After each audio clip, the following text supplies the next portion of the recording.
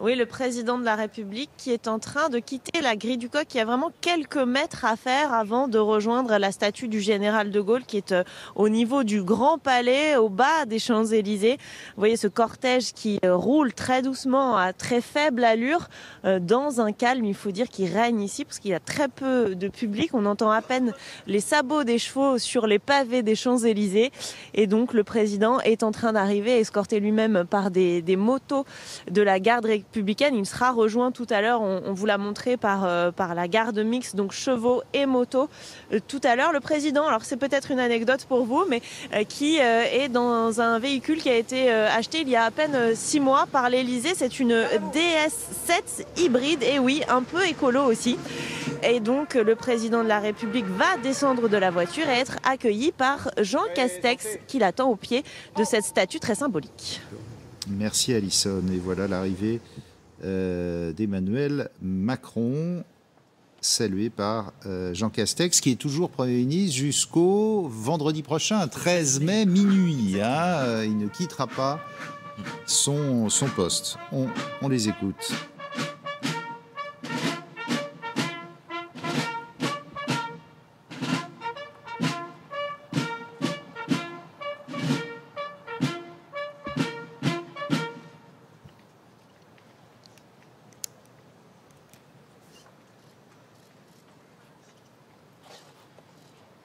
Traditionnel, là, général, le dépôt de gerbes au pied du général de Gaulle.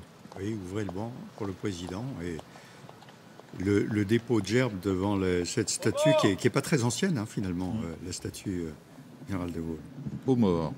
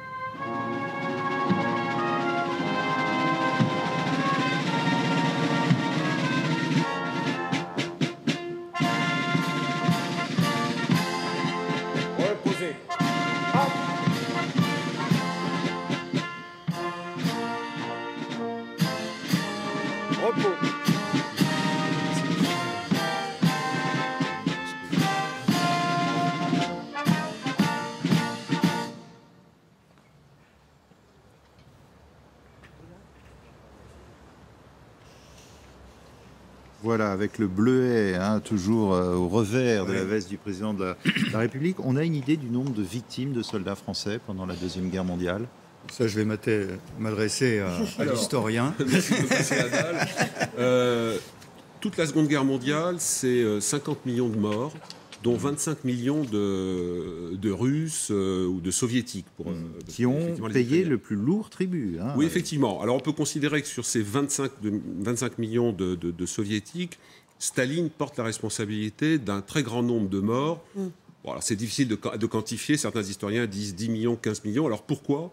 Tout simplement parce que Staline a décapité son armée, notamment par des purges de généraux. Je pense au maréchal Toukhachevski, qui était l'homme des blindés russes, de la doctrine blindée. Et russe. l'échange, pardon, je vous coupe, mais avec Yves de Gaulle et son épouse, le petit-fils du général de Gaulle, qui maintient évidemment la mémoire de son grand-père.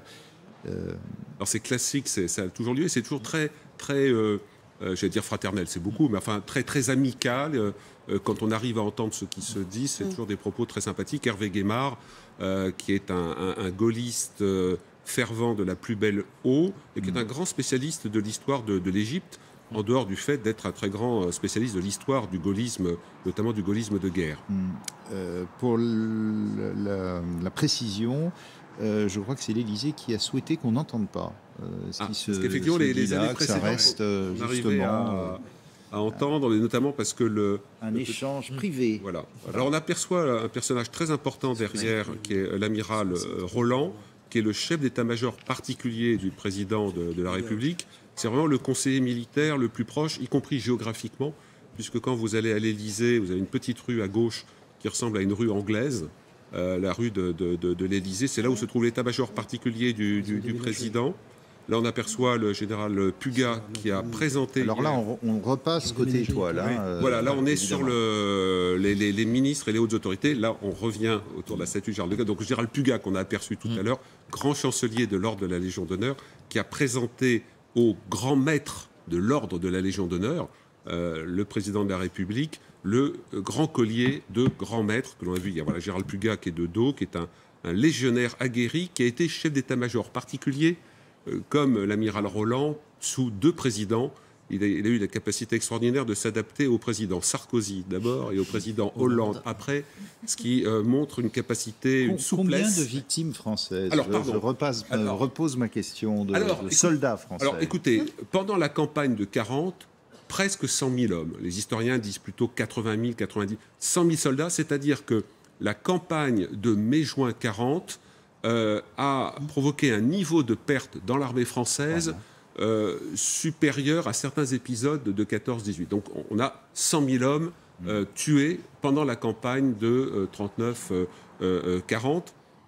Après, sur les Français libres qui ont été tués au combat, je n'ai pas les chiffres, mais il faut dire que les Français libres n'étaient pas des quantités considérables. Si on prend la bataille de Bir Hakeim en 1942, vous avez à peu près 5000 Français libres face aux Allemands. Donc, moi, je dirais peut-être quelques dizaines de milliers de Français libres tués au combat. Et sur les civils, sur les pertes... 570 000. Pardon, tu as le chiffre? Je regardais sur Wikipédia pour faire franchement les choses. Donc, je ne vais pas m'attribuer de telles connaissances. Ils disent 567 600. Voilà. Donc, au total, colonies inclus. Des victimes françaises. Hein. À l'image, donc, Yves de Gaulle, le petit-fils du général, et à noter que l'amiral Philippe de Gaulle est toujours parmi nous. Il approche et qu'il a plus de 100 ans. Oui, c'est ça. Il a plus de 100 ans. Alors évidemment, il n'est pas là pour des raisons de santé. L'amiral Philippe de Gaulle, qui est le portrait de son père. Hein, quand on le voit, c'est un air de famille absolument fascinant. Et qui était là à la libération de Paris, qui avait un rôle militaire certain. D'ailleurs, il y avait toujours un petit décalage parce que le général de Gaulle, qui était une autre génération, si j'ose dire, ne voulait jamais mettre son fils en avant. Oui, donc, il a eu du mal à avoir son... et il a eu du mal à être nommé amiral. Parce que son père ne voulait pas qu'on puisse prétendre que c'était... Il était favorisé. Regardez, le président de la République qui vient de reprendre donc sa voiture et qui va remonter les Champs-Élysées, toujours accompagné, alors cette fois-ci par la grande escorte de la garde républicaine. Tout à fait, la grande escorte. Un escadron. Je voulais juste... on parlait du chef d'état-major particulier du président tout à l'heure. Il y a beaucoup de bruit actuellement qui court sur la création d'un conseil de sécurité, un petit peu ce qui existe à l'américaine, et l'état de guerre dans lequel est l'Europe et donc la crise dans laquelle nous nous trouvons trouverait une certaine justification. Le président Sarkozy y avait pensé à un moment, il ne l'avait pas mis en place. Là, on y pense de plus en plus, c'est-à-dire un cercle qui regrouperait, alors bien sûr le chef d'état-major particulier, mais quelques personnages de l'État et qui permettrait d'avoir un processus plus établi. Parce qu'aujourd'hui, c'est un peu... Il y a des conseils de défense. Oui, alors, mais les conseils de défense... Mais ce qui manque, c'est le pilotage derrière. Ces conseils de défense, c'est, j'allais dire, des réunions exceptionnelles qui, en ce moment, se réunissent très souvent. Mais c'est exceptionnel. Alors que le conseil de sécurité, c'est quelque chose qui serait pérenne, qui permettrait d'avoir en permanence ces personnalités qui se réunissent et qui font une appréciation qu'ils transmettent ensuite pour le président. Et puis regardez cette image de la grande escorte de la garde républicaine, à la fois motorisée et puis les chevaux de la garde qui remontent ces Champs-Élysées. On voyait de loin l'image de notre ami Léonard Attal qui était dans la brume, là, voilà, parce qu'il y a une certaine brume en ce moment qui nous vient de Normandie, nous dit-on, sur Paris. Bon, oui, voilà. C'est très, très symbolique. Un petit mot peut-être sur le régiment de cavalerie de la garde républicaine. C'est un des symboles qui rattache toute cette ritualisation à la monarchie et à l'Empire. Il faut rappeler que sous la monarchie comme sous l'Empire, notamment sous l'Empire, la cavalerie, c'est vraiment le coin d'acier qui défonce les lignes. C'est le dernier régiment de cavalerie. Absolument. C'est le seul régiment de cavalerie à cheval, puisqu'il y a l'arme blindée cavalerie, mais eux, ils sont montés sur des blindés, sur des chars. Pardon. Ça se dit l'élite. Ça sent la tribu là-bas. Oui. Enfin, une élite qui sent l'arme du génie, la mienne, puisque je suis colonel du génie, ne peut rien faire, puisque dès qu'il se trouve devant une brèche humide, les chars de Trinquant s'arrêtent au bord et ils demandent aux sapeurs du génie de venir les régler aider. vos affaires. La garde républicaine qui n'a plus qu'un rôle de représentation. Non. Alors si vous leur dites ça, ils vont vous sauter à la gorge, entre guillemets, pardonnez-moi. Non, parce qu'ils ont un rôle, ils rendent les honneurs, ils sont dans cette symbolique, dans les honneurs rendus également aux chefs d'État et de gouvernement qui viennent à l'Élysée, mais ils assurent la protection militaire, c'est-à-dire s'il y a des assauts sur l'Élysée, ce sont des combattants. Et par ailleurs, vous avez un certain nombre de ces gardes républicains qui partent en OPEX, une opération extérieure. Entre parenthèses, sur l'Ukraine, alors il n'y a pas d'éléments de la garde républicaine, mais vous avez des gendarmes spécialisés dans la recherche, dans l'identification des corps, tout le travail qui est fait de documentation pour transmettre des preuves à un tribunal pénal international sur les exactions. Vous avez des gendarmes français qui sont spécialisés dans cette recherche, dans le relevé des preuves, l'identification des corps, etc., qui ont vu leur mission prolongée, je crois. Absolument. Donc la garde républicaine, il se vit. Yves de Gaulle est avec Alison Tassin, on vous écoute. Oui, tout à fait. Merci beaucoup d'être en direct avec nous sur LCI. Un mot de la signification de cette cérémonie. On le sait, c'est tous les ans la même chose, mais cette année, avec le retour de la guerre en Europe, est-ce que ça a un sens particulier ? C'est d'abord le rappel que la victoire de 1945 est due au départ à l'action du général de Gaulle, c'est-à-dire la France libre et la résistance. Et ce mot résistance, comme vous le dites à propos de l'Ukraine, a une signification toute particulière. Et c'est aussi le souvenir que les pays, qui sont des nations, ont un devoir, c'est d'être indépendants. Et indépendants contre quoi que ce soit. Et ce 8 mai, une nouvelle fois, rappelle, c'est vrai pour la France, c'est vrai pour les autres pays, que les nations doivent être elles-mêmes, indépendamment de toute inféodation à quelque ordre que ce soit et à quelque hégémonie que ce soit. C'est vrai pour la France, c'est vrai pour l'Europe, c'est vrai pour chacun des pays d'Europe. Et c'est vrai vis-à-vis des grands blocs que sont les États-Unis, la Chine et la Russie. Est-ce que vous pensez à ce que votre grand-père aurait dit en ces temps actuels ? Je ne me risque jamais à ce genre d'exercice parce que je n'en sais rien, mais en tout cas, il y a un mot qui traîne sur le front en défilé comme sur les bancs de cinéma, c'est indépendance. Souveraineté, indépendance. Les mots d'ordre, c'est ça, et je pense je ne sais pas s'il les aurait rappelés, mais il y aurait pensé de manière à peu près éternelle. Souveraineté, indépendance. Merci beaucoup pour ce rappel. On vous laisse rejoindre la suite de la cérémonie. À la Poédie, quand vous écoutez, c'est vous qui êtes une Ukrainienne en France, quand vous écoutez ça de la part du petit-fils du général de Gaulle, quelle est votre réaction là-dessus ? pour moi, c'est très touchant et c'est très symbolique parce qu'aujourd'hui, c'est ce que je me disais, aucun pays n'a droit d'envahir un autre pays. Et surtout dans le contexte qu'on connaît aujourd'hui entre l'Ukraine et la Russie.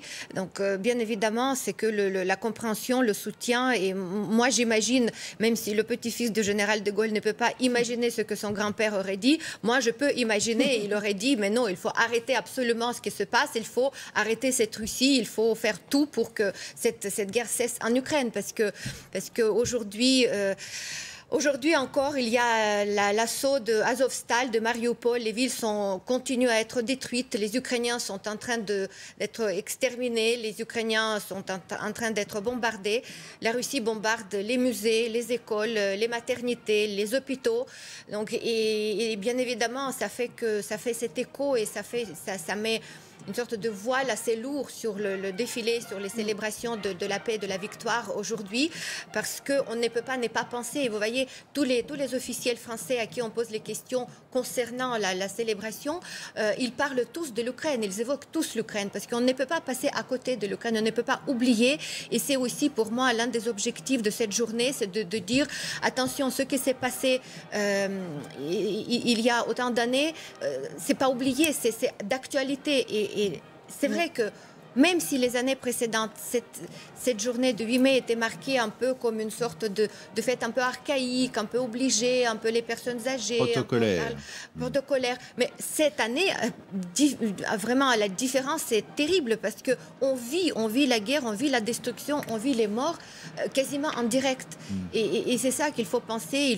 Et on vit une véritable cassure avec la Russie, alors que paradoxalement, mais c'était une autre époque, le général de Gaulle est très aimé en Russie, parce qu'il avait toujours dit qu'il fallait maintenir cet équilibre entre Staline et Roosevelt. C'est le seul qui avait envoyé des avions, la fameuse escadrille Normandie-Yémen, à Staline, qui l'avait aidé. Et ça, on sent que c'est totalement terminé, en tout cas au moment où nous parlons. C'est terminé, et surtout en Russie, il y a toujours ce double discours. Les Russes, ils vivent dans cette dualité un peu folle qui les amène à accepter, à dire des choses d'un côté et faire le contraire de l'autre. Donc même si le général de Gaulle est célébré et connu en Russie, mais finalement la Russie n'a jamais eu beaucoup de respect ni à la France ni à l'Europe, et le seul objectif c'est de la destruction totale de l'Europe, la séparation de tous les États, parce que comme on sait que la Russie... Alors ça, pour l'instant, on n'en sait rien. Je ne parle pas de manière militaire, mais de manière déjà théorique, parce que l'idée, c'est d'anéantir l'Union européenne, que chaque pays reste pour soi-même, parce que c'est toujours plus facile. C'est ce que dit le président Zelensky. Si vous ne nous aidez pas, la prochaine étape, ce sera l'Europe en général. Et d'ores et déjà, d'ailleurs, on sait qu'en Transnistrie, c'est-à-dire côté moldave, des régiments sont mis en action en ce moment, des régiments pro-russes, voire russes, et on craint toujours la contagion du conflit plus vers l'ouest. Oui, la relation du président, du général de Gaulle avec la Russie, c'était une relation proche avec le peuple russe. Je ne pense pas qu'il avait une sympathie quelconque pour le régime de l'époque, qui était un régime communiste. Il faut se rappeler qu'après la Première Guerre mondiale, il était en Pologne pour former l'armée polonaise contre les bolcheviks qui, à l'époque, attaquaient la Pologne. Donc voilà, c'est un rapport plus avec le peuple. Priorité à l'image, et on écoute l'arrivée du président de la République, Emmanuel Macron, à la place de l'Étoile. C'est là qu'il y a... Ah oui. Je ne le vois pas d'ailleurs. Eh bien, il le fait à pied. À pied, mais je pense qu'il va la faire à pied. Qu'est-ce qui va se passer, là, général ? Changement de monture, comme on dit dans la cavalerie, c'est-à-dire qu'il va descendre de sa voiture. Je pensais qu'il allait prendre un command-car que je ne vois pas. Donc, est-ce que cela veut dire qu'il va faire passer les troupes en vue à pied, ce qui est bien, mais qui est une épreuve pour les troupes à pied, je peux vous le dire. Le président qui salue Jean Castex, la ministre des Armées, Florence Parly et Geneviève Darrieussecq, qui est la ministre des Anciens Combattants. Il a déposé la gerbe.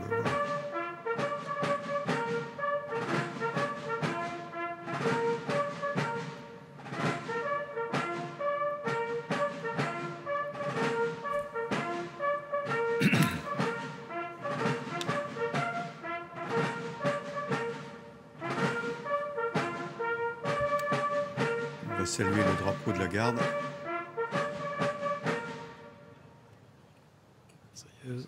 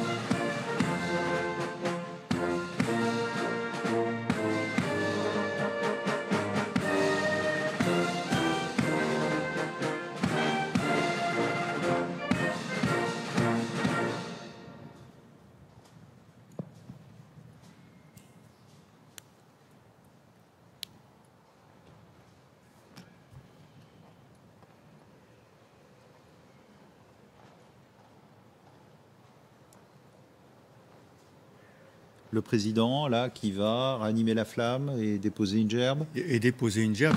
Il est accompagné du chef du gouvernement, donc M. Castex, la ministre de la Défense, Mme Parly, et la ministre déléguée à la mémoire et aux anciens combattants, Mme Dariussec. Et là, apparemment, il commence à passer les troupes en revue. Alors, donc, il va les passer à pied. Je disais, c'est une épreuve pour les troupes qui sont représentées armes pendant un certain temps. Mais voilà, et c'est dans l'ordre les écoles, on les verra, qui sont dans l'ordre d'ancienneté, de création. C'est pour ça qu'il y a l'école polytechnique, l'école de la gendarmerie, Saint-Cyr. C'est dans cet ordre-là qu'on les passe. Donc là, c'est bien sûr le drapeau qu'il a salué tout à l'heure, qui s'incline toujours devant le chef de l'État et seulement devant le chef de l'État. Toujours la garde républicaine, donc c'est le détachement. Généralement, ce sont des détachements à une compagnie. Alors le changement de monture pour le passage, voilà, l'école polytechnique, avec le bicorne et l'épée que les polytechniciens appellent la tangente, parce que quand elle pend le long de la jambe, elle est tangente à la jambe. Et on voit que ce sont des matheux.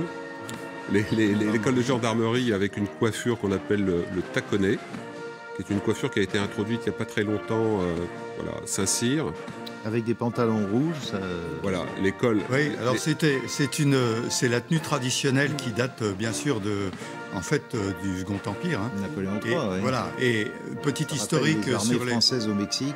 Oui, mais petite historique, en 1914, l'armée française portait encore ces tenues-là, oui, à la demande des députés. Et on a rapidement changé. À la demande des députés qui trouvaient que c'était remarquable d'être comme ça. Il faut savoir que pourquoi on mettait le rouge, c'est simplement pour qu'on ne voit pas le sang dessus. Et la tenue bleu horizon a été fabriquée à toute vitesse en 1914, parce qu'on s'était aperçu évidemment que c'était une catastrophe. C'est la société dans laquelle je travaille aujourd'hui, Balzan, qui faisait cette tenue-là, et qui la fait toujours, et qui fait toujours toutes ces tenues d'ailleurs. Alors, commentez-nous les différentes armes. Donc là, il arrive la marine, que vous reconnaissez à la tenue. Alors parfois certains confondent avec l'armée de l'air, mais il suffit de voir le nombre de rangées de boutons. Donc là, l'armée de l'air. Alors juste très rapidement, pourquoi il n'est pas dans un commande-car? C'est qu'en fait, il passe dans le commande-car le 14 juillet, parce que c'est tout autour de l'étoile que vous avez les unités qui vont défiler. Donc là, il y a plus de 4000 soldats le 14 juillet qui défilent. Donc là, on est sur un module plus restreint. Donc il les passe en revue.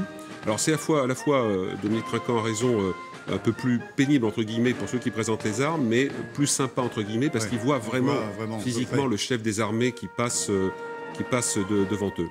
Parce que les chefs qui passent en revue les troupes, traditionnellement, doivent regarder les hommes dans les yeux. Et donc, quand on est proche, évidemment, c'est plus facile. Et les soldats peuvent voir le chef de l'État de plus près, directement. Et puisqu'on parlait du général de Gaulle tout à l'heure, tous les témoignages sur lesquels j'ai pu travailler en tant qu'historien, tous ceux qui, durant la Seconde Guerre mondiale, ont été décorés par le général de Gaulle ou qui faisaient partie des carrés devant lesquels le général de Gaulle défilait, ils en parlent tous. Donc là, les chefs d'état-major des différentes armées, chef d'état-major des armées qui salue également le président de la République, qui va donc aller déposer la gerbe. Il y a eu une petite modification dans la configuration au sol. Il y avait, il y a encore quelques années, au sol, une espèce de grand écu comment dirais-je, en relief. Pour avoir moi-même déposé des gerbes là, c'est extrêmement casse-gueule, pardonnez-moi l'expression, et donc ça a été enlevé. On laisse vivre l'image. Repos. Garde à vous.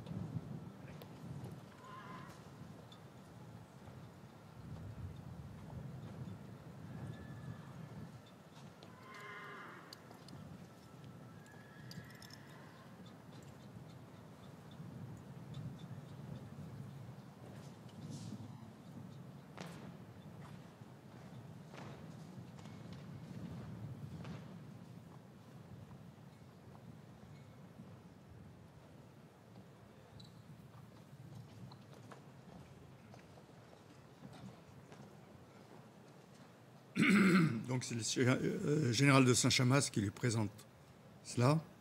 Voilà. Et il les tourne et du coup il y a un ravivage de la flamme. Voilà. Qui est, je le précise, c'est fait tous les soirs. Oui. Tous les soirs, la flamme est ravivée par des associations des régiments différents. Alors, la flamme est éternelle, mais effectivement le ravivage permet d'ouvrir plus le foyer et qu'on la voit de façon plus forte. Présentez. Hop.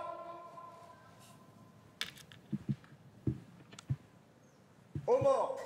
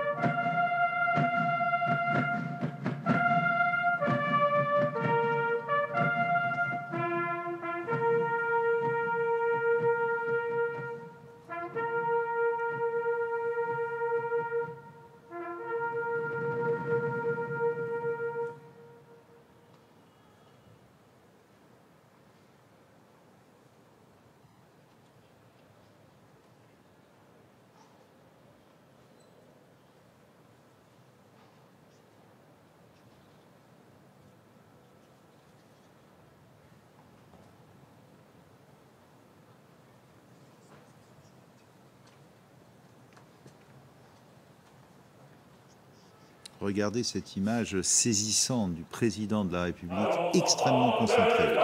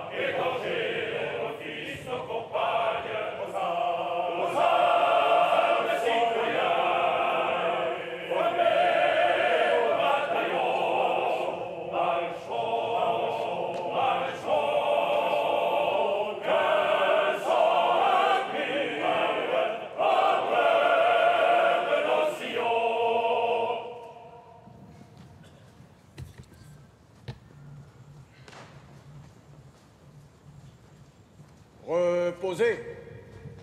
Hop.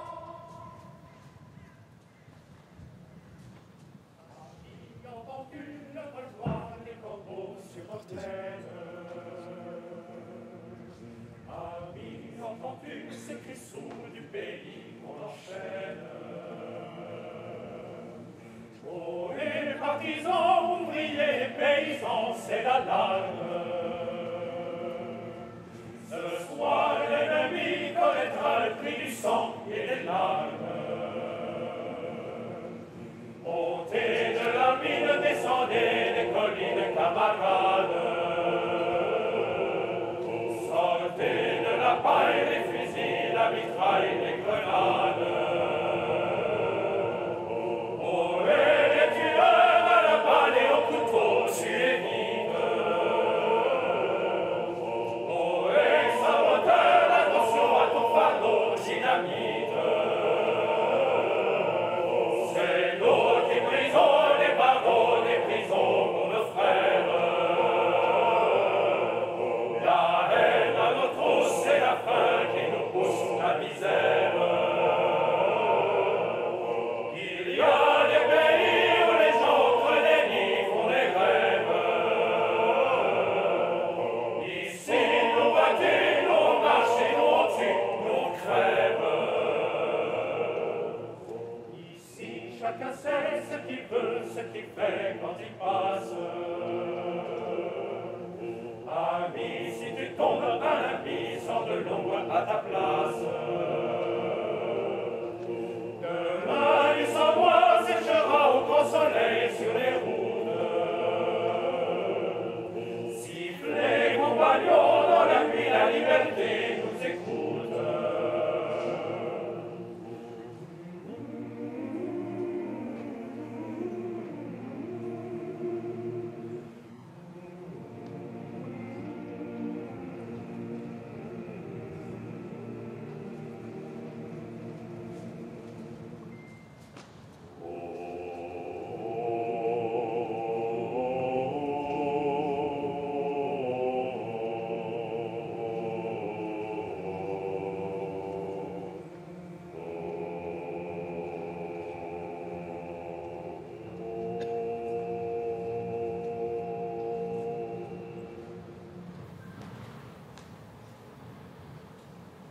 Repos.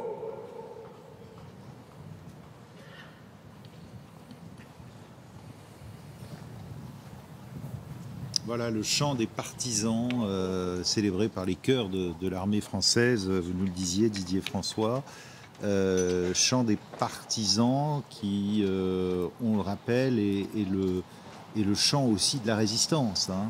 Tout à fait, c'est l'hymne de la résistance, c'est la résistance intérieure qui a été, qui est aujourd'hui célébrée encore plus encore, avec en tête cette résistance incroyable du peuple ukrainien. Là, ça fait vraiment écho. Pour le coup, si vous me permettez, il y a un communiqué assez intéressant du ministre des Affaires étrangères, Jean-Yves Le Drian, qui justement dit que comme c'est le 8 mai, on célèbre toutes les mémoires des combattants, quels qu'ils soient, et il dit « Nous n'oublions pas les soldats venus de toute l'ex-Union soviétique, y compris ukrainiens et russes, qui ont contribué à cette victoire. Nous nous souvenons de toutes celles et de tous ceux qui se sont battus pour la liberté et la paix. Nous rejetons toutes les formes d'instrumentalisation et de manipulation de la mémoire de ceux qui ont donné leur vie. » C'est intéressant parce qu'on voit justement en contre-champ ce futur 9 mai sur la place rouge organisée par Vladimir Poutine qui essaye, à l'occasion d'une cérémonie mémorielle importante, parce qu'effectivement, les soviétiques, dont les Ukrainiens et les Russes, ont payé très lourdement le prix de la victoire face au fascisme. Mais aujourd'hui, on a une sorte de hold-up de Vladimir Poutine qui voudrait, grosso modo, confisquer la mémoire de cette victoire en ne l'attribuant qu'aux seuls Russes et en privant et les Ukrainiens et les 15 autres républiques et tous les peuples de l'Union soviétique. Donc, c'est important de rappeler ça. Écoutez ce que se disent ces anciens combattants et le président.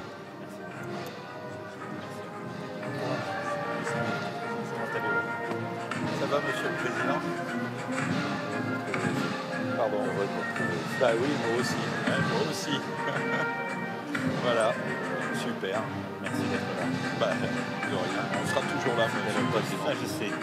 Même quand ça tempête, vous êtes là. Oui. surtout quand c'est... Je n'oublie rien.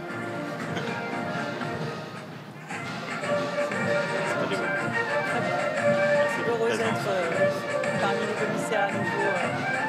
L'année dernière, c'était un petit peu particulier. Vous avez entendu, même quand ça tempête, vous êtes là, a dit le président de la République, évidemment parallèle avec l'Ukraine. Il faut le dire aussi, il reste peu de combattants de la Seconde Guerre mondiale, parce que même si vous étiez jeune homme en 43 ou 44, aujourd'hui vous avez près de 100 ans, faut le dire aussi. On l'a vu avec la disparition l'année dernière d'Hubert Germain, qui était le dernier des 1038 compagnons de la Libération, c'est-à-dire combattants ayant reçu l'ordre de la Libération qui a été créé par le général de Gaulle en novembre 1940. Et donc effectivement, avec la disparition de ce dernier combattant, ça correspond à ce que vous disiez, c'est vraiment toute une génération qui est en train de disparaître, comme a disparu celle de la Première Guerre mondiale avec Lazare Ponticelli, qui était le dernier poilu, qui avait fait, enfin son inhumation avait fait l'objet d'obsèques solennelles. Donc voilà, c'est une génération qui passe, mais la mémoire Hubert Germain qui a été inhumé au Mont-Valérien. Voilà, c'était la volonté du général de Gaulle, effectivement, qu'il y ait une place réservée dans la nécropole du Mont-Valérien, où sont représentées par les dépouilles mortelles un peu toutes les facettes de la résistance, de l'histoire de la Seconde Guerre mondiale et même de la guerre d'Indochine, puisqu'il y a un combattant de la guerre d'Indochine qui était là.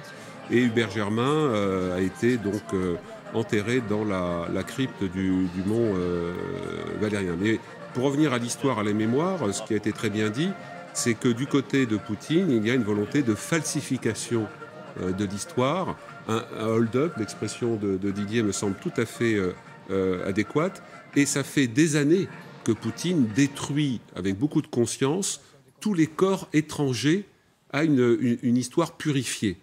C'est-à-dire non pas la véritable histoire, mais une mémoire d'un clan réduit à un tout petit carré et en effaçant tout ce qui pourrait gêner, notamment, vous l'avez rappelé tout à l'heure, 39-41, qui est quand même un tout petit peu gênant. On le rappelle qu'en Russie, la guerre part de 41. Exactement. Donc c'est la nuit du 21 au 22. Donc la nuit du 21 au 22 janvier 1941, Hitler lâche à peu près 1 500 000 soldats, la Wehrmacht, à l'assaut de son ancien allié.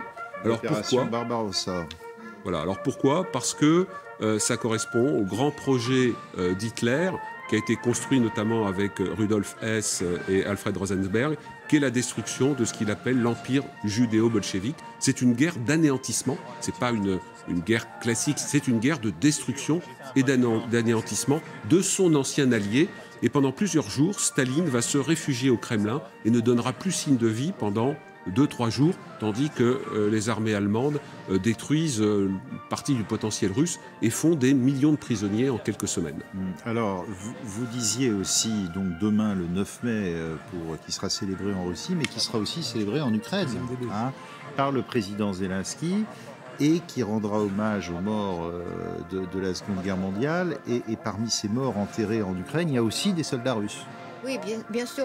Cette année particulièrement, il n'aura pas vraiment de célébration parce que le pays est toujours en guerre. Il y a les risques de bombardement même le 9 mai à Kiev. Donc le maire de la ville a bien prévenu, pas de rassemblement, on ne fait pas de manifestations, essayez de vous disperser. Et même si vous pouvez sortir de la ville, aller quelque part à la campagne pour ne pas rester à Kiev parce qu'on attend, on peut prévoir les attaques éventuelles. Donc il n'aura pas vraiment de célébration. Mais ça reste, on va marquer la date, il y aura quelque chose. Le président Zelensky va s'adresser à la population ukrainienne et au monde, comme il fait à chaque fois, pour marquer et pour rappeler une fois de plus l'apport des Ukrainiens dans la victoire de cette guerre. Il y a plus de 7 millions d'Ukrainiens, le chiffre que j'ai entendu, qui sont morts pendant la Deuxième Guerre mondiale. Donc c'est très important de le rappeler. Il ne faut pas laisser exproprier la mémoire que par la Russie. Et vous vous attendez à des actions demain 9 mai ou pas de la part des Russes? On sent une certaine anxiété quand même de ce qui va se passer demain. Bien évidemment, tout le monde craint les provocations déjà. Il faut dire que les Russes, quand ils accusent, parce que les Russes accusent les Ukrainiens d'éventuelles provocations du 9 mai, et là, comme on sait toujours dans leur esprit maladif, il y a toujours ce genre de transfert freudien, quand ils disent que vous allez faire quelque chose, vous allez utiliser les armes nucléaires, donc ils l'utilisent, les Russes utilisent les armes chimiques, pardon. Quand ils parlent de provocations éventuelles de l'armée ukrainienne demain le 9 mai, on craint qu'ils vont le faire en effet. Nous sommes prêts parce que le pays est toujours en guerre, on ne l'a pas oublié.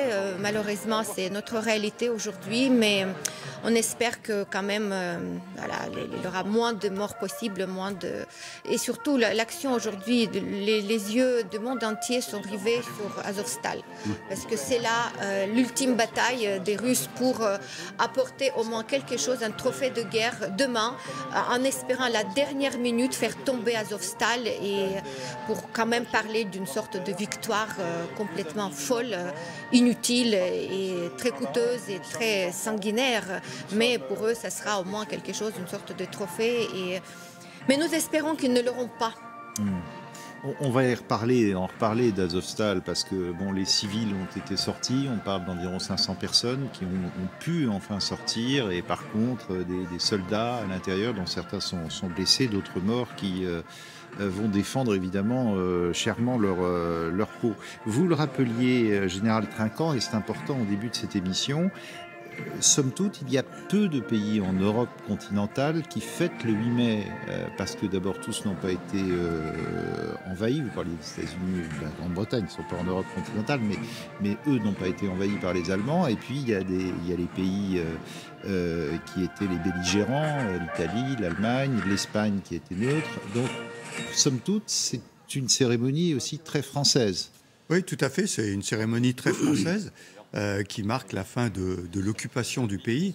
Et on le voit, le président vient de voir passer tous les porte-drapeaux. Alors, c'est les porte-drapeaux des associations, les anciens combattants.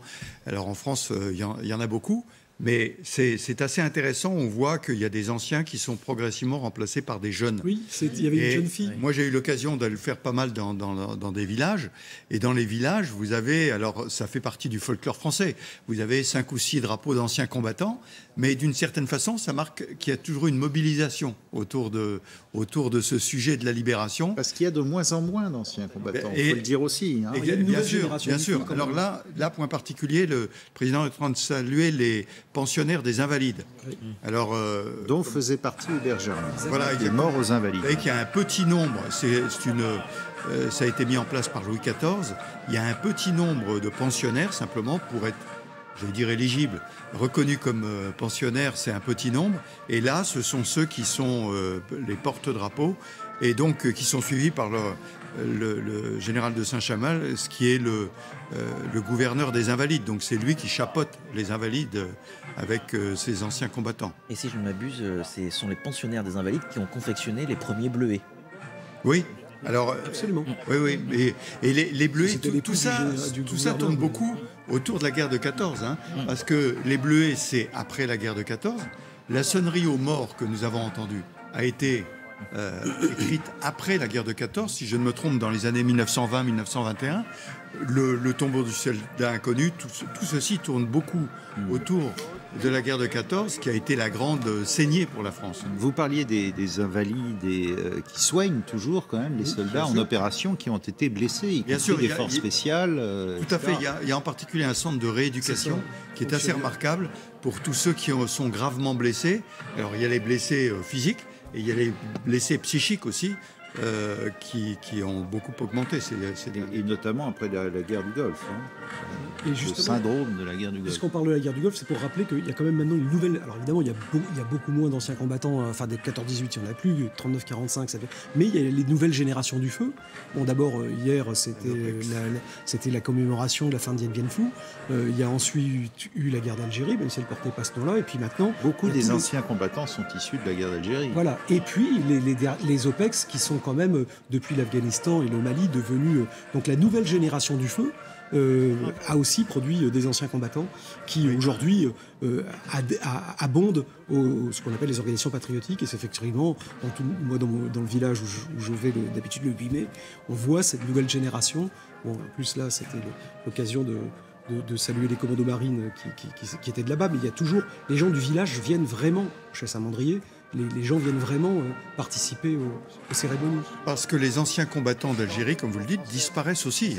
Donc aujourd'hui, c'est beaucoup plus les combattants des opérations extérieures, voire, je dis, des jeunes qui n'ont absolument pas combattu, mais que leurs parents ou grands-parents à qui il leur demande de prendre le relais. Et c'est eux qu'on trouve comme porte-drapeau aujourd'hui. Encore une fois, quand vous aviez 20 ans dans les années 60, vous en avez aujourd'hui facilement 80 ou un peu plus. Oui, même pour la guerre d'Algérie. Vous avez beaucoup, Didier l'a dit, vous avez beaucoup d'anciens combattants. Anciens combattants, ça ne veut pas dire vieux combattants ou vieux anciens combattants. Vous avez aujourd'hui des anciens combattants qui ont 20 ans, 30 ans. Et vous avez deux acceptions du terme dans anciens combattants. Vous pouvez avoir des militaires français qui sont allés en Afghanistan, qui ont été en Bosnie-Herzégovine, qui ont été au Sahel, qui ont été engagés dans ces opérations-là. Et puis vous avez ceux qui ont reçu la Croix de la valeur militaire, qui est une décoration qu'on aperçoit de temps en temps sur les poitrines, qui est une décoration qui avait été créée pendant la guerre d'Algérie. Et le fait d'avoir la Croix de la valeur militaire vous donne derrière la Croix du combattant et le titre d'ancien combattant, ce qui permet notamment, au moment de la retraite et un peu plus tard, de toucher une pension du combattant. Mais ce combattant-là, il peut être assez jeune s'il a reçu, encore une fois, la croix de la valeur militaire. Et là, l'âge n'a pas beaucoup d'importance. Donc il y a toute une nouvelle génération qui est plus jeune et qui forme les nouveaux anciens combattants des opérations extérieures françaises. Arlette Chabot nous a rejoint. Bonjour Arlette. On a vu le président de la République extrêmement concentré pendant les hymnes ou le chant des partisans. Lui qui a été investi à nouveau hier, ce 7 mai, c'est lui qui avait choisi la date d'ailleurs. Il voulait que ce soit la veille de ce 8 mai. On imagine bien, regardez l'ancien président de la République, François Hollande, qui est là, on imagine bien que ce nouveau quinquennat va être aussi marqué par la défense. Oui, forcément. Il y a une séquence française, il y a une séquence européenne demain, évidemment, avec un discours du président de la République qui est en charge de l'Union européenne et qui prononcera un discours à Strasbourg qui sera, j'allais dire, un message à l'Europe, au monde, et puis en direction évidemment de la Russie. C'est le porte-parole au fond des démocraties européennes demain face à la Russie. C'est très important. Ce 9 mai, juste un petit retour en arrière. On se souvient que pour le 70e anniversaire de la fin de la Seconde Guerre mondiale, il y avait un gigantesque défilé Place Rouge. Il y avait déjà l'Ukraine, évidemment, le conflit. On est en 2015 et les Occidentaux avaient boycotté le défilé de la Place Rouge et François Hollande n'était pas allé effectivement à la Place Rouge. Il y avait une énorme polémique en France. Des responsables politiques de droite, de gauche, avaient dit « Poutine n'est pas Staline, François Hollande commet une erreur majeure ». Il avait parfaitement assumé. Ça nous dit effectivement qu'au fond, cette relation avec la Russie, liée à l'Ukraine, une relation qui a eu des hauts et des bas, depuis effectivement 2014, ce qui veut dire que ça nous ramène à des débats, à des discussions, à des positions françaises. Et si on revoit en revanche il y a 2 ans, puisqu'on parlait effectivement il y a 2 ans de cette cérémonie à laquelle assistait Angela Merkel, la veille, à l'inverse, Emmanuel Macron avait appelé Vladimir Poutine pour célébrer la coopération et la reconnaissance, l'amitié mutuelle entre la France et la Russie en célébrant cette fin des hostilités de la Seconde Guerre mondiale. Donc tout ceci, si on remet dans le temps 2015, 2020, 2022, on voit à quel point ces relations, évidemment, sont heurtées, différentes, conflictuelles, amitié, reconnaissance et au contraire, aujourd'hui, risque majeur entre la France, l'Europe et la Russie. Le président, qui au début de son premier mandat avait essayé de faire des ouvertures avec Poutine, qui l'avait reçu en grande pompe à Versailles. C'était justement pour réparer cette séquence, entre guillemets, cette rupture reprochée à François Hollande. François Hollande avait en revanche invité, on le sait, Poutine en France. Ça sert beaucoup, ces cérémonies mémorielles. Le débarquement, Poutine était sur les plages de Normandie. Et on essaye d'écouter ce que disent, et on continue après, les généraux avec Emmanuel Macron. Le général Schill, chef d'état-major de l'armée de terre, qui a succédé à la tête de l'armée de terre. Il dit merci pour tout ce que vous faites, bravo, continuez comme ça, on a besoin de vous.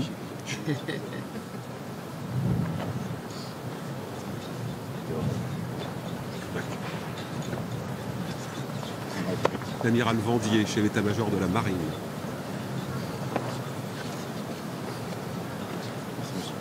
Voilà, allez-y, Pierre Sergent, parce qu'on n'entend pas ce qui se dit. Servant, pardon. Oui, donc effectivement, c'est à chaque fois des mots de remerciement. Parfois, il peut y avoir une actualité particulière. Je me souviens quand l'amiral Prazuc était à la place d'amiral Vendier, il y avait eu des problèmes avec la marine sur des bâtiments. Il y a eu le problème du Covid sur le Charles de Gaulle. Donc là, il y avait eu un petit échange. Et vous aviez rappelé l'année dernière où effectivement, il y avait cette image en cercle qui avait été voulue par l'Élysée. Dominique expliquait pourquoi, pour bien montrer que les chefs d'état-major étaient véritablement soudés. Donc là, c'est le général Mille, qui est le chef d'état-major de l'armée de l'air.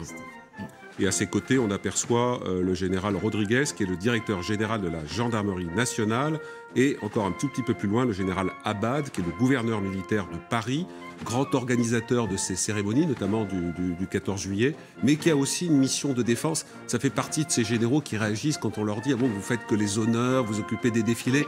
Non, non, pas du tout. Il a la responsabilité notamment de sentinelle pour la capitale. La force sentinelle. La force sentinelle, voilà, qui assure. Parce que. Au pied des points stratégiques. Voilà, on parle beaucoup de l'Ukraine, mais la lutte contre le terrorisme est toujours une actualité en France et au plus loin. Et on n'a pas commenté tout à l'heure, mais ça avait son importance, l'image, quand Emmanuel Macron a salué la lieutenant-colonel Aurélie Tillac, qui est la chef du cœur de l'armée française depuis près de 15 ans, et chef-feu de ce cœur d'homme professionnel, et c'est à souligner. Et puis il y a eu quand même cette polémique aussi, pour faire le parallèle avec la guerre en Ukraine, où on a dit si par hasard la France était attaquée, on n'aurait que 3 jours de munitions. Ça a marqué les esprits aussi de se dire, mais est-ce qu'il n'est pas temps aussi de s'occuper de notre défense? Alors vous avez raison, il y a une séquence militaire, une séquence défense. Il faut rappeler qu'il y a une nouvelle loi de programmation qui va jusqu'à 2025. Et je le disais tout à l'heure, la France a été la première à augmenter son budget de défense. 1,7 milliard par an, et à partir de l'année prochaine, 3 milliards par an. Donc l'augmentation a commencé. Ceci étant, tout le monde aujourd'hui pense qu'il va y avoir une nouvelle revue stratégique, prenant en compte ce qui est en train de se passer, de façon à décaler et faire une nouvelle loi de programmation. Parce qu'évidemment, on ne peut pas rester... La loi de programmation actuelle a permis de, ce que disent les chefs militaires, réparer les armées, qui étaient profondément cassées après 25 ans de baisse des budgets. Mais après la réparation, il faut augmenter pour la guerre de haute intensité, comme le souhaite le chef d'état-major des armées, le général Burkhardt. Et je pense qu'il va y avoir, dès l'automne, une remise en question et une remise sur la voie avec tous ces éléments-là. Parce que vous avez raison, avoir augmenté les budgets pour avoir des armements plus modernes, connectés, c'est une chose, mais avoir ce qui permet de durer pendant des mois une guerre, ce sont les stocks. Et c'est la question qui doit se poser, bien sûr, aujourd'hui. Il y a eu des critiques aussi quand Emmanuel Macron on dit on va envoyer de l'armement lourd, de l'armement high-tech. On pense au canon César qui tire à 40 km en disant attendez, on va en prendre, je ne sais plus combien, 16 sur un stock de 70. Alors, en fait, déjà, nous, on n'en a pas beaucoup. Oui, mais sur la polémique sur le César, il y a le court terme et le long terme. Et si vous voulez, le César, il se trouve que c'est une arme qui se vend extrêmement bien à l'export. Deuxièmement, il y a une nouvelle version du canon César qui doit sortir. Et donc, ce qui va probablement se passer, c'est que la nouvelle version viendra compléter le manque. Mais sur le court terme, il fallait en fournir à l'Ukraine, bien sûr. Regardez, le président de la République qui a salué Gérard Larcher, le président François Hollande, Jean-Yves Le Drian, Florence Parly à ses côtés. Vous me dites si je me trompe, je ne vois pas Nicolas Sarkozy. Il était invité aussi, comme... ancien président. Il était à l'investiture hier. Mais cette image quand même est politique. Regardez François Hollande aux côtés de Jean-Yves Le Drian. Lui, son ministre de la Défense, fâcherie à l'issue. François Hollande lui avait déconseillé d'ailleurs d'accepter tout poste dans le premier quinquennat d'Emmanuel Macron. Peine perdue, il est devenu ministre des Affaires étrangères. Ils étaient en froid depuis pas mal de temps. Ils ne s'étaient pas souvent reparlé. Et là, regardez, il y a ces discussions, ces échanges entre François Hollande et Jean-Yves Le Drian. Voilà. Barbara Pompili. Et là, avec Anne Hidalgo, la maire de Paris. Un petit peu zappé à l'Élysée, on va dire les choses comme ça. Il avait oublié de la saluer. C'était peut-être un oubli. Pas vu. Il n'avait pas vu, elle était derrière. Alors, avec un gouvernement dont des ministres se disent « je suis ministre pour combien de temps ?» Puisqu'encore une fois, on sait que le gouvernement Castex doit durer jusqu'à vendredi prochain, enfin au moins, puisque le nouveau mandat... Parce qu'on regarde évidemment Jean-Yves Le Drian, Florence Parly, ce sont deux ministres qui, compte tenu de la situation d'aujourd'hui, sont effectivement en responsabilité, j'allais dire 24 heures sur 24.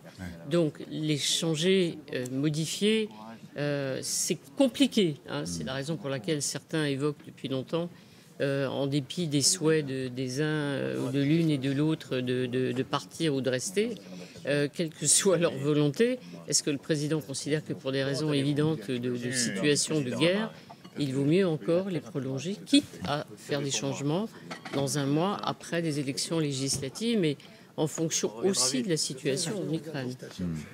Jean-Yves Le Drian, 10 ans, effectivement, entre la Défense et le Quai d'Orsay, c'est celui qui a la plus grande connaissance, évidemment. Mais on ne sait pas s'il veut rempiler Jean-Yves Le Drian. Il y a toujours des expressions divergentes. En tout cas, il y avait eu un pot de départ, entre guillemets, après l'élection présidentielle au Quai d'Orsay, comme on dit les choses simplement, ou dans les entreprises, c'est-à-dire un petit pot d'adieu.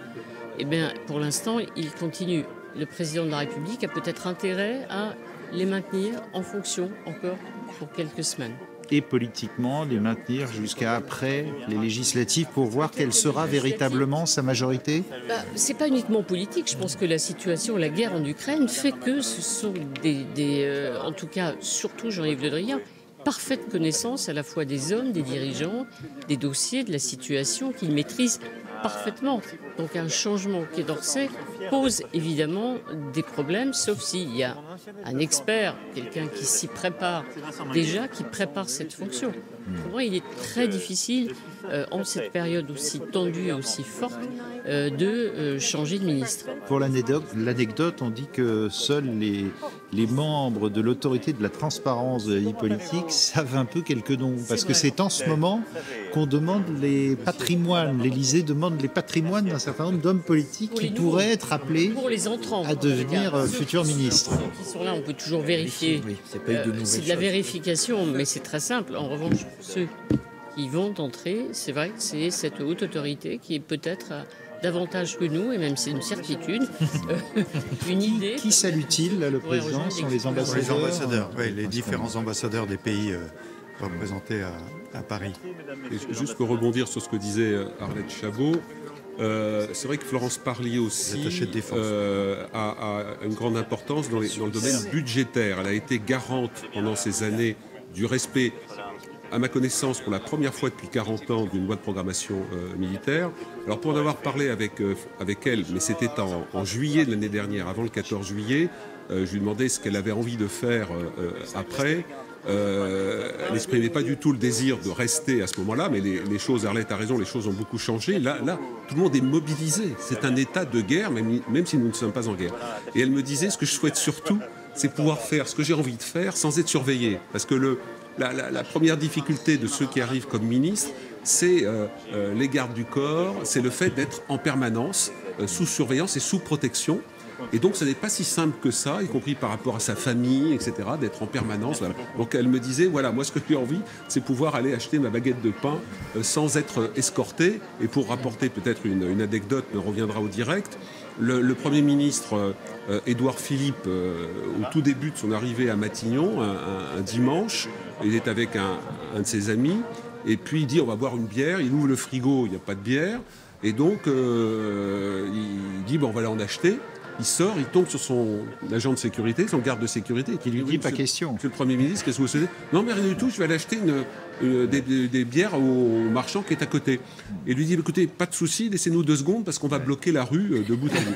Oui, bien sûr.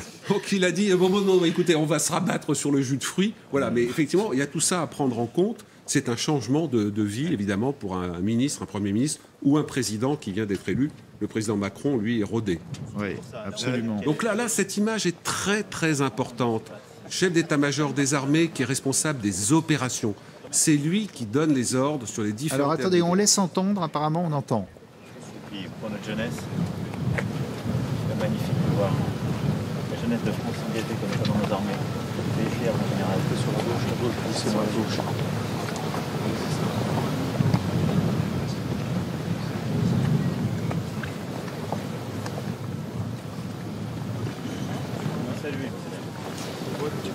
Est-ce qu'on sait, pardon, Arlette, si Emmanuel Macron est friand de ces cérémonies, c'est important pour lui?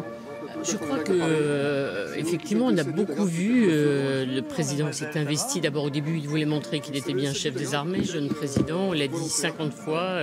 La remontée, commande-car, le jour de son investiture. Puis ensuite, le différend avec le chef d'état-major des armées. Merci d'être là. C'est le SNU, ça. Ça, c'est intéressant, ce sont les jeunes du service national. Du service national universel, qui vient de dire maintenant on va généraliser ça. Il faut le souligner parce que c'était dans le programme d'il y a 5 ans. Ça a été expérimenté pendant 5 ans avec des volumes différents.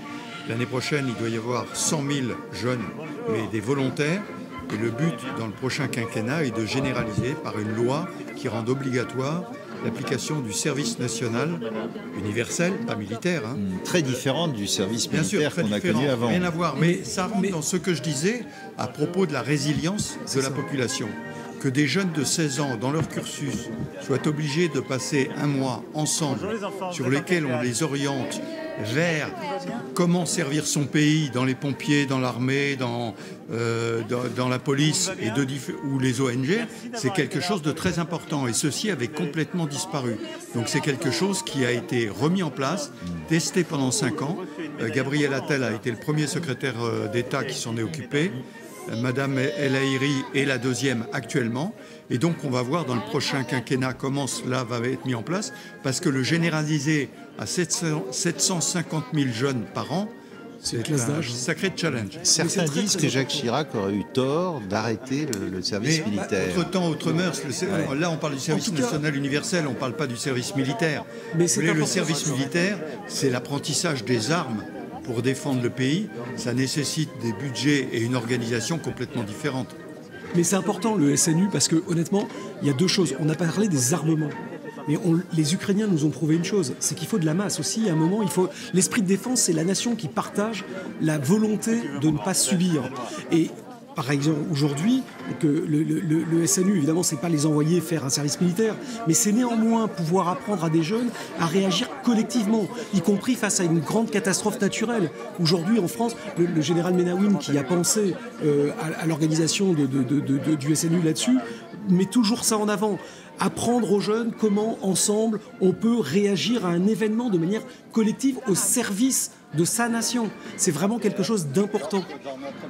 Mais ça, c'est très important. Le collectif, c'est quand même, dans une société hyper individualiste, profondément égoïste, comme nous sommes tous, nous battons notre coulpe. Je trouve que c'est très important. Et tout le monde le dit depuis ce matin, ces images, on ne les regarde pas, ces cérémonies, de la même façon. Forcément, on est touché. Et les plus jeunes, les plus petits qui sont là, je pense que c'est très important qu'aujourd'hui, on leur explique, on leur apprenne. Alors, on va dire, oui, c'est à l'école que tout commence, oui. C'est peut-être dans un service, effectivement, universel. On peut remettre un peu de collectif, solidarité. Ce qui fait notre admiration pour le peuple ukrainien aujourd'hui, il faudrait peut-être qu'effectivement on limite. Je puis savoir le président Macron qui a répété que la démocratie c'était pas automatique, non, c'était pas une évidence et qu'il y avait des droits et des devoirs du citoyen. Mais ce qui est intéressant, c'est que ceci a été lancé il y a 5 ans. Oui. Il y a 5 ans. Et aujourd'hui, on s'aperçoit que c'était quelque chose qui était nécessaire. Et il y a eu un peu de résistance dans les armées. Je connais très bien la question de CNU parce que moi, je faisais partie du comité de réflexion pour l'instauration de ce service national en France parce que, en tant qu'auditrice de l'HEDN, de l'Institut de hautes études de défense nationale, on a créé les comités où il fallait apporter un peu nos réflexions, nos expériences. Et moi, j'ai beaucoup parlé aussi de mon passé soviétique, comment on faisait adhérer la jeunesse dans le cadre par exemple, des colonies d'été où on jouait beaucoup à la guerre, entre guillemets. Oui. C'est-à-dire, il y avait beaucoup d'implications physiques, beaucoup de théories. Mais là, il y avait un certain nombre d'arrière-pensées derrière aussi. C'était absolument propagandisé. Bien évidemment, tout était à la base de la propagande. Mais l'idée était que les jeunes ont participé, ils sont formés, il y avait cet esprit de patriotisme qui, malgré tout, s'est créé. Il y avait une sorte d'apport de l'importance de l'État et aussi de soutenir son État dans les situations difficiles, dans les situations de guerre, parce que quand on est enfant, on ne prend pas vraiment en compte la situation internationale, etc. Mais par contre, il y avait cet esprit de l'unité, de l'esprit de groupe, l'esprit d'entraide, d'amitié. Difficile de ne pas faire un parallèle avec le taux d'abstention de la dernière présidentielle et de l'abstention chez les jeunes, qui est aussi et c'est absolument important. indispensable pour moi de former les jeunes, leur donner cette idée que collectivement on réussit mieux et on ne peut pas s'extraire un peu de cette réflexion sur le futur de l'État parce que nous sommes partie de l'État, nous faisons partie et donc c'est à nous aussi de voir à tous les jeunes, à tout le monde, toute la population, voir comment l'État, comment on veut vivre par la suite et ça commence chez les jeunes justement. Donc l'idée de les réunir et moi-même j'ai insisté, je proposais, j'ai appuyé l'idée de les réunir pour un mois par exemple en intramuros, c'est-à-dire les prendre quelque part et laisser vivre tout un mois pour vivre les vraies expériences loin de leur habitation. Mais pour l'instant, c'est un peu difficile à mettre en place, je crois. Oui, c'est important ce côté de remettre et de faire comprendre aux jeunes que notre vie démocratique, que le régime démocratique, c'est important. De glisser un bulletin dans l'urne, c'est important. Parce que les jeunes, ils ont d'autres formes de mobilisation ou de participation à la vie de la société. Ce sont des associations, ce sont des marches pour le climat, par exemple. Donc il y a des choses qui se font, il y a des choses qui bougent. Mais aller dans l'isoloir, mettre son bulletin, avoir une vraie réflexion, pouvoir faire bouger les choses, ça, c'est quelque chose qui reste encore à faire et il y a beaucoup de travail. Et vous le disiez, sur cette prise de conscience de tout jeune, tout petit. Moi, je me rappelle, vous alliez lors des 8 mai, lors des 11 novembre, avec mon grand-père, devant le monument aux morts, du village où j'étais, et là, on vous expliquait, etc. Ça commence aussi par ça, c'est-à-dire c'est l'école, c'est aujourd'hui, on a ce service, mais ça passe aussi par, si vous avez la chance, au sein de votre famille, avec vos grands-parents, d'aller accompagner et lors de ces commémorations. Donc c'est tout ça aussi qu'il faut remettre au goût du jour et qui a un petit peu disparu, c'est vrai Sans aujourd'hui. parler d'un certain nombre de pancartes qui avaient quand même révolté un certain nombre de Français. Alors, je parle de l'époque des Gilets jaunes ou des convois de la liberté. On voyait des pancartes Macron, tyran, etc. Il ne faut pas se tromper de combat. Et ce à quoi on assiste aujourd'hui en Ukraine ou avec le président Poutine, je ne sais pas s'il accepterait les Gilets jaunes ou les convois de la liberté qui manifestent. Et vous parlez des Gilets jaunes. Ce qui est très frappant, pardon. D'ailleurs, il en avait parlé en rencontrant Emmanuel Macron. Effectivement, à Brégançon, en disant que les Gilets jaunes, franchement, c'est pas acceptable. Voilà. Et ce ne serait pas accepté en Russie. Ça, on s'en doutait. C'est intéressant votre réflexion parce que, je veux dire, le dossier ukrainien, le drame ukrainien, on l'a tous dit, je trouve que c'est tout à fait important, nous renvoie vraiment à la question de la citoyenneté.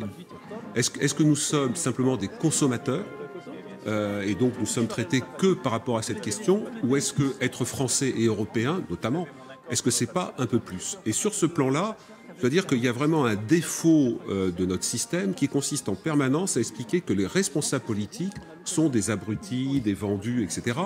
Et on n'évoque jamais la capacité d'anticipation d'un certain nombre de responsables politiques qui ont vu clair en avance.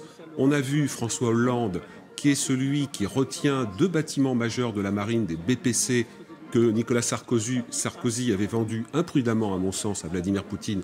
Il les a retenus. Aujourd'hui, ces bâtiments auraient été engagés dans la guerre d'Ukraine et seraient d'ailleurs au fond de l'eau, parce qu'ils auraient été coulés par les Ukrainiens. On parle de Jacques Chirac. Jacques Chirac a eu raison de professionnaliser l'armée, parce que les défis militaires depuis les années 90 nécessitaient cela. Le président Macron, le candidat Macron, on s'en rappelle tous, notamment Dominique, avant dans la campagne, avant la première élection, avait défendu l'idée d'un service national obligatoire en partie. J'ai participé à l'époque à un grand nombre de plateaux de discussion, mais ceux qui défendaient ces idées-là étaient ultra minoritaires. Et qu'est-ce qu'on nous sortait comme argument? L'argument massu sur les plateaux. La jeunesse s'en fout. Les associations de jeunesse disent que c'est une insupportable militarisation des esprits. Ils n'en veulent pas. Bon, et résultat, le président Macron, pour le coup, a été obligé de rétro-pédaler pour faire un SNU expérimental, volontaire. Mais tout ça pour dire que l'ensemble de la société doit s'interroger. Et la question c'est, est-ce que nous sommes des boutiquiers, des consommateurs? Est-ce que c'est le désir individuel qui doit l'emporter sur toute réflexion collective? Eh bien là, ce qui se passe, le retour, non pas de la guerre en Europe, parce qu'elle était déjà revenue avec la Bosnie-Herzégovine, notamment avec la guerre du Kosovo, mais la guerre de haute intensité, conduite par un pays membre permanent du Conseil de sécurité, nous renvoie, nous, Européens, les Allemands, notamment, qui baignent dans un pacifisme bêlant depuis 77 ans, qui là sont en train de faire leur mue, sont en train de changer, et les Français, nous devons nous réinterroger. Et tout, je termine juste, pardonnez-moi, juste pour terminer, je pense que dans le désarroi moral des Français, qui se traduit par le vote aux extrêmes et l'abstentionnisme, il y a le fait qu'on ne propose pas... Attention. Ah oui, non, mais je donne mon... Oui, mais je pense être capable de donner mon avis pour avoir réfléchi à ces questions depuis longtemps. Je pense que dans ces facteurs-là, il y a le fait qu'on ne parle pas de citoyenneté, qu'on n'aide pas les Français, je dirais, à monter sur des questions essentielles. Et les Français attendent cela. Ils ne veulent pas, à mon sens, être simplement considérés comme des boutiquiers. Pour faire pendant à ce que vous dites, on dit aussi que la guerre en Ukraine signe peut-être la fin de cette mondialisation heureuse qu'avaient voulu mettre en place notamment les Américains, c'est-à-dire tout le monde achète tout à tous les prix et on peut vivre avec... et là, on va rejoindre peut-être l'écologie. International. L'arrivée, la sortie de la dictature passe par le commerce et l'ouverture au commerce et aux échanges. On voit bien que ce n'est pas suffisant. Ouais, et sans compter, en plus, l'énergie, notamment le gaz ou le pétrole, où il va falloir refonder tout ça et retrouver d'autres circuits, ce qui est en train de se faire. C'est dans ce sens que le professeur Badi, sur ce plateau même, a une formule, je crois, très très juste. Il parle de guerre mondialisée. Pas de guerre mondiale, mais de guerre mondialisée dans le sens où ce qui se passe là en Europe impacte l'ensemble du monde. Et ceux qui sont sur le discours consistant à dire... On essaye d'écouter le président, pardon. Là, ça va être le service. Les valeurs qui vous sont inculquées dans les cadets, il faut ensuite les diffuser. Je compte sur vous. Vraiment. Ne lâchez rien. Merci beaucoup. Aidez-vous. Merci, Anne-Marie, d'être engagée. Merci beaucoup. Je la fais moi-même. À vous de faire. Hein. Merci beaucoup. Monsieur le Président, je suis capitaine Ambali, président de l'association des cadets depuis 3 ans. Merci beaucoup. Ça se faire maintenant. Oui, on va tout faire pour. Merci. Merci pour la confiance. Elle est entière. Bonjour, Monsieur le Président. Bonjour. Tout va bien? Tout va bien, merci. Bonjour. Merci de votre présence, Monsieur le Président. Voilà, alors là, ce sont les jeunes avec Macron. On embrasse les gens. Et juste avant, on avait les cadets de la gendarmerie. Je reviens un peu sur cette affaire des valeurs morales et ce que disait Pierre tout à l'heure à juste titre. Je me souviens pour avoir été au premier plan il y a 5 ans dans la campagne à l'origine sur les services nationaux universels. Et c'était très très intéressant de voir, tiens, alors celui qu'on voit derrière, c'était mon comparse à l'époque, c'était... Hervé Grandjean. C'est le porte-parole des armées. Des armées et qui avions porté ce projet de service national. Et à l'époque, c'est vrai, sur les plateaux, tout le monde disait « mais qu'est-ce que c'est que cette foutaise ?» etc., etc. Et il y a 2 ans, à peine, à ma grande surprise, sur les plateaux, c'était l'inverse. Tout le monde parlait du service militaire, du service national, du etc., etc. Et je ne peux pas m'empêcher de citer mon auteur préféré dans le domaine, Thucydide, qui disait que la défense de la cité ne repose pas sur les vaisseaux et sur les murailles, mais sur le moral des citoyens. Et je crois que c'est là-dessus qu'il y a un effort énorme à faire pour avoir... Et les armées se rendent bien compte aujourd'hui. C'est un sas pour le recrutement, bien sûr, mais c'est aussi... tout simplement que tous les citoyens, et vous parliez de l'abstentionnisme, les citoyens se sentent mobilisés pour la défense du pays dans des domaines extrêmement variés. Les hôpitaux, le SAMU, les pompiers. Et là, on voyait les cadets de la gendarmerie. Ça fait partie de cette augmentation. A déjà été également validé le doublement, alors ce n'est pas financièrement encore validé, le doublement des réservistes. Et c'est extrêmement important, parce que les réservistes, soit sont d'anciens militaires, soit sont des citoyens tout simplement engagés, comme Pierre, qui ont décidé de faire une carrière de réserviste. Et c'était extrêmement important pour que ça ne reste pas uniquement dans les mains des professionnels. Et l'armée française cherche en permanence de nouveaux effectifs? Bien sûr. L'armée recrute, je crois, 27 000 hommes par an. Donc, parce qu'il y a une rotation. Vous savez, il faut être jeune pour être militaire. Les soldats font un contrat de 5 ans, voire 10 ans, et puis s'en vont. Et donc, il faut les remplacer. Donc, à peu près 27 000 ans, c'est le plus grand employeur français, oui. Celui qui a le plus gros recrutement tous les ans. C'est 10 000 pour l'armée de terre tous les ans. Ouais. Et au total, c'est 27 000. Et c'est ça. et avec des renouvellements, et avec un autre enjeu qui est aussi de garder des contrats un peu longtemps, parce qu'une fois que la formation est faite, l'idéal c'est de garder au moins les hommes 7 ans, 7 ans et demi. C'est à minima parce que ça permet effectivement de compléter ses compétences. Parlez-nous un peu est-ce qu'il y a un changement en cours dans l'esprit des dirigeants militaires de se dire on ne croyait plus du tout à des guerres d'offensive en Europe, puis on s'aperçoit que ça revient. Est-ce qu'il y a toute une réflexion là-dessus en ce moment, en se disant il va peut-être falloir revoir nos effectifs, nos armements, parce que ce qu'on pensait terminer grâce à la dissuasion nucléaire, la guerre de base, elle peut revenir. Alors on a une chance incroyable, c'est que le chef d'état-major des armées qu'on a en ce moment, le général Thierry Burkhardt, est vraiment quelqu'un qui avait vu ça depuis longtemps, qui avait théorisé l'affaire avec la question de la haute intensité, effectivement, parfois entraînant quelques sourires, mais finalement la crise, enfin la guerre en Ukraine a prouvé malheureusement la justesse de ses vues, la nécessité d'une remontée en puissance à tous les niveaux. On écoute ce que se disent Emmanuel Macron. Ah voilà, le général Burkhardt. Merci. À tout à l'heure, amiral. Tout à l'heure.